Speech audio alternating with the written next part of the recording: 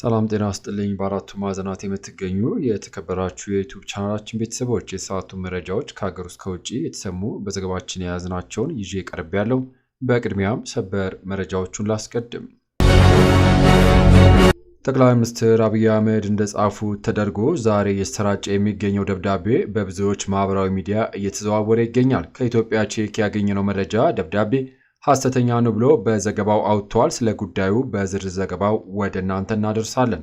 በሌላ መረጃ የትግራይ ጊዜያዊ አስተዳደር አቶ ጌታቸው ረዳ ከዱባይ ሆነው መልእክትን በመግለጫቸው አስተላልፈዋል። በመልእክታቸውም በቀጣዩ ትግራይን ማንም ይምራት ማንም ብዙ አያሳስበኝም ሲሉም ገልጸዋል። ዝርዝሩን በመረጃችን ይዘነዋል። በሌላ ዜና በቅናት ባለቤቷን በመጥረቢያ አንገቱን መታ የገደለችው ግለሰብ በእስራት መቀጣቷ ተገለጸ። ከውጪ ፕሬዚዳንት ትራምፕ የቲክቶክ በአሜሪካ የቆይታ ጊዜ የሚያስችለውን የሥራ አፈጻጸም ትዕዛዝ መፈረማቸው መገለጹ፣ እንዲሁም ፑቲን አቋማቸውን እንዲያሳውቁ አሜሪካ መጠየቋ፣ እነዚህንና ሌሎች መረጃዎችን ከሀገር ውስጥ ከውጭ በዚህ መረጃ ሰዓት አካተናል። ለዚህ ቻናል አዲስ የሆናችሁ አዳዲስ መረጃ በፍጥነት እንዲደርሱ ሰብስክራይብ በማድረግ የደወል ምልክቷን በመጫን ቪዲዮን ላይክ ለሌሎች ተደራሽ እንዲሆን ሼር ማድረግዎን አይዘንጉ። እስከ ቪዲዮ ፍጻሜ አብራችሁ እንድትቆዩ ጋበዝኩ። ወደ ዝርዝር ዘገባው አልፋለሁ። አብረን እንከታተለው። ክቡራን አድማጮች፣ በቅድሚያም ከሀገር ውስጥ መረጃ ጠቅላይ ሚኒስትር አብይ አህመድ እንደጻፉት ተደርጎ ዛሬ እየተሰራጨ የሚገኘው ደብዳቤ ሐሰተኛ እንደሆነ ተገለጸ። በጠቅላይ ሚኒስትር አብይ አህመድ ለአቶ ጌታቸው ረዳ በዛሬው ዕለት ማለትም መጋቢት 27 2017 ዓ.ም እንደተጻፈ ተደርጎ እየተሰራጨ የሚገኘው ደብዳቤ እንዳለም ተመላክተናል። ይሁንና የትግራይ ክልል ጊዜያዊ አስተዳደር ርዕሰ መስተዳድር ሆነው እንዲቀጥሉ በሚል ርዕስ ተቀናብሮ የቀረበው ደብዳቤ አቶ ጌታቸው ረዳ የክልሉ ጊዜያዊ አስተዳደር ሆነው እንዲቀጥሉ በጠቅላይ ሚኒስትሩ መወሰኑንም ይገልጻል። ይሁንና ኢትዮጵያ ቼክ በደብዳቤው ላይ ባደረገው ማጣራት በቅንብር የቀረበ ሐሰተኛ ደብዳቤ መሆኑንም አረጋግጧል። ሐሰተኛ ደብዳቤው መጋቢት 13 ቀን 2017 ዓ.ም ጠቅላይ ሚኒስትሩ ለረዳት ፕሮፌሰር ነብዩ ባዬ የሰጡትን ትክክለኛ ደብዳቤ በመጠቀምና እሱን ኤዲት በማድረግ የተቀናበረ መሆኑን ለማየትም ችለናል። ከዚህም በተጨማሪም ፎቶ ፎረንሲክስ በመጠቀም ባደረግነው ማጣራት መጋቢት 27 የሚለው ቀንና ሙሉ የደብዳቤው የጽሑፍ አካል በቅንብር ተቆርጦ ለረዳት ፕሮፌሰር ነብዩ የተጻፈ ደብዳቤ ላይ መቀጠሉንም አይተናል። በመሆኑም አቶ ጌታቸው ረዳ ዱባይ ላይ ከአንድ ሚዲያ ጋር በትናንት ባደረጉ ቃለ መጠይቅ አሁንም ከስራ ጋር የተያያዘ ፊርማ እየፈረሙ እንደሆነ ጠቅሰው ገለል እንዲሉ የተፈለገው ከቀደም ታጋይ ፖለቲከኞች መሃል አንዱ ስላልሆንኩ ነው ብለውም ተናግረዋል።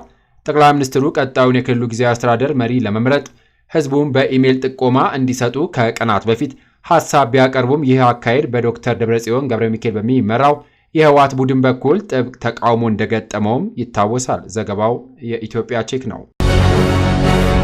በሌላ ዜና በትግራይ ያለው የፖለቲካ ሁኔታ ለደህንነቴ ያሰገኛል። የትግራይ ጊዜያዊ አስተዳደር ፕሬዝዳንት አቶ ጌታቸው ረዳ የትግራይ ክልል ጊዜያዊ አስተዳደር ፕሬዝዳንት አቶ ጌታቸው ረዳ በዱባይ እንደሚገኙም ገልጿል።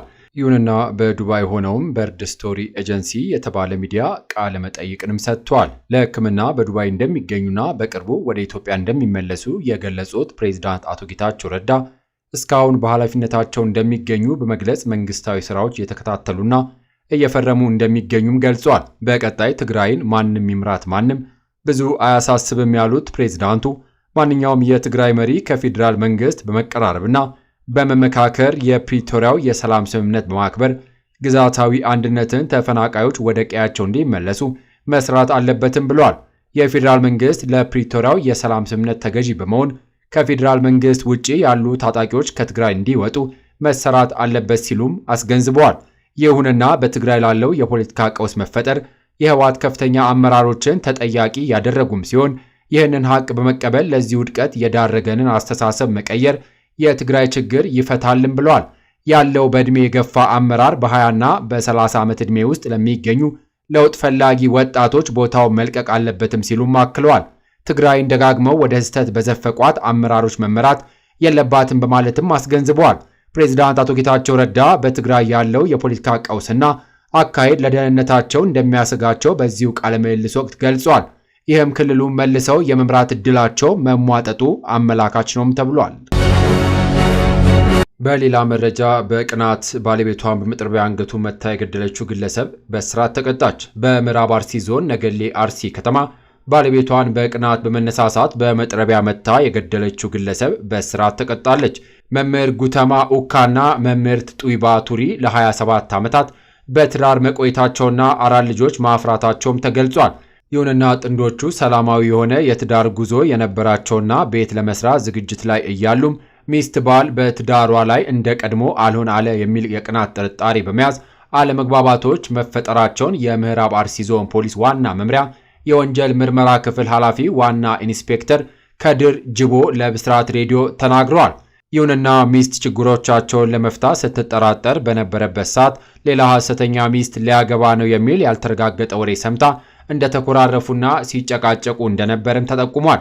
በዚህም የካቲት 18 ቀን 2017 ዓ.ም ባል በተኛበት ሌሊት 9 ሰዓት ላይ ሚስት በእንጨት መፍለጫ መጥረቢያ አንገቱ ላይ ደጋግማ በመምታት ሕይወቱ እንዲያልፍ ማድረጓን ፖሊስ ገልጿል። ይሁን እንጂ ተከሳሿ ድርጊቱን ፈጽማ እስኪነጋ ቆይታ እጇን ለፖሊስ ትሰጣለች። ፖሊስም በስፍራው ተገኝቶ የሟችን አስክሬን በማንሳት ለምርመራ ወደ ሆስፒታል በመላክ ወንጀል የተፈጸመበትን የእንጨት መፍለጫ መጥረቢያ በማስረጃነት በመያዝ የምርመራ መዝገቡን አጣርቷል። በማስረጃው ሚስት ድርጊቱን ሙሉ ለሙሉ መፈጸሟን በማመኗ በአንድ ወራት ውስጥ የምርመራ መዝገቧ ተጣርቶ ለአቃቢ ሕግ የቀረበ ሲሆን አቃቢ ሕግም ከፖሊስ የቀረበውን የምርመራ መዝገብ ተመልክቶ በወንጀል ሕግ 539 ክስ መስርቷል።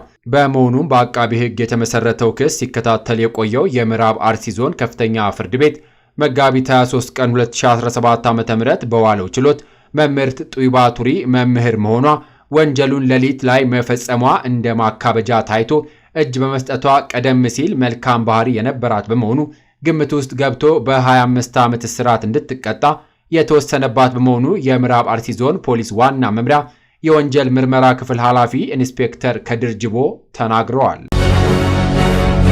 ክቡራን አድማጮች፣ በመጨረሻም ከውጪ ፕሬዚዳንት ዶናልድ ትራምፕ ቲክቶክን በአሜሪካ ውስጥ ለተጨማሪ 75 ቀናት እንዲቆይ የሚያስችል የሥራ አስፈጻሚ ትዕዛዝ መፈረማቸውን ማምሻውን አስታወቁ። ይህንን ያደረጉት አስተዳደራቸው ቲክቶክ የአሜሪካ ንብረት እንዲሆን የሚያስችለው ስምምነት ለመደራደር ተጨማሪ ጊዜ ለመስጠት እንደሆነም ተናግረዋል። በመሆኑም ትዕዛዙ ይፋ የሆነው የዋይት ሃውስ ባለሥልጣናት የመተግበሪያው ድርሻ በአብዛኛው ለአሜሪካ ባለሀብቶች ባለቤትነት ወደሚተዳደረው አዲሱ የአሜሪካ ኩባንያ ለማሸጋገር ወደ ስምምነት እንደተቃረበም ፕሬዝዳንቱ በማመናቸው ነው። የቻይናው ኩባንያ ባይትዳንስ ቲክቶክ ለአሜሪካ ባለሀብቶች ከተሸጠ በኋላ አናሳ ድርሻ እንደሚኖረው ጉዳዩን የሚያውቁ ምንጮች ተናግረዋል። ሆኖም ትራምፕ ቻይናን ጨምሮ በዓለም ዙሪያ ሰፊ ታሪፎችን ካወጁም በኋላ ቤጂንግ ስምምነቱን ሐሙስ ማቋረጧ ተገልጿል። ይሁንና የባይትዳንስ ተወካዮች ወደ ዋይት ሃውስ በመደወል ቻይና የንግድና የታሪፍ ድርድር እስከሚጀምር ድረስ የቲክቶክ ሽያጭ ስምምነቱን እንደማትቀበል ገልጿል የሚሉት ምንጮች ቻይናና አሜሪካ በዚህ ዙሪያ በሚቀጥሉ 75 ቀናት ውስጥ ይደራደራሉ ተብሎም እንደሚጠበቅ ተገልጿል። በሌላ ዜና ፑቲን አቋማቸውን እንዲያሳውቁ አሜሪካ ጠየቀች።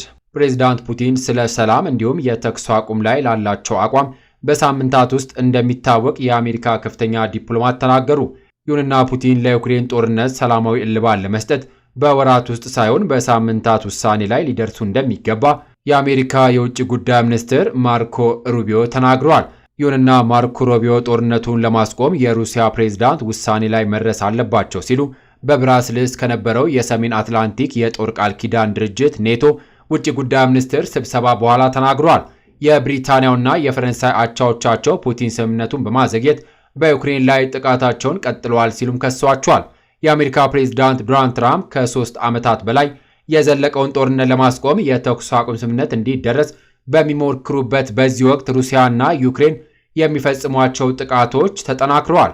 ባለፈው ወር በሳውዲ አረቢያ የተካሄደው ውይይት ተከትሎ አሜሪካ ያቀረበችውን የ30 ቀናት የተኩስ አቁም ዩክሬን ስትቀበል ሩሲያ በበኩሏ እስካሁን ውሳኔውን አላሳወቀችም።